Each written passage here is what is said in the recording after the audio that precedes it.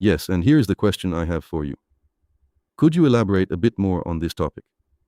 Where does the boundary of national egoism begin and end? I think there's a very significant difference between doing nothing and helping as much as we can. National egoism is an inherent and fundamental trait of any state. So the question is about boundaries, right? I think the boundary is actually very simple.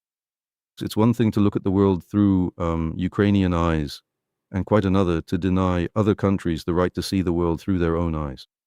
For Russia, the critical dividing line is situated right or between national egoism and aggressive chauvinism.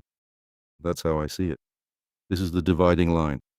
It's a completely different matter when people try to do what is good for their own country, and quite another when they refuse to acknowledge the right of other countries to do what is good for theirs.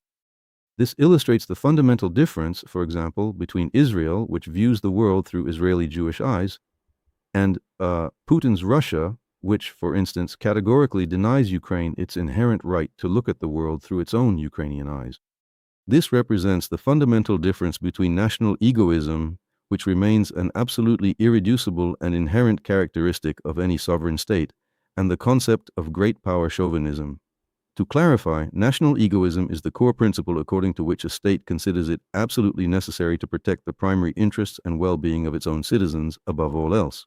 In stark contrast, great power chauvinism is a specific type of policy according to which the basic interests and rights of the citizens of other countries are not recognized at all, often being completely ignored or dismissed in favor of the dominant power's own strategic ambitions.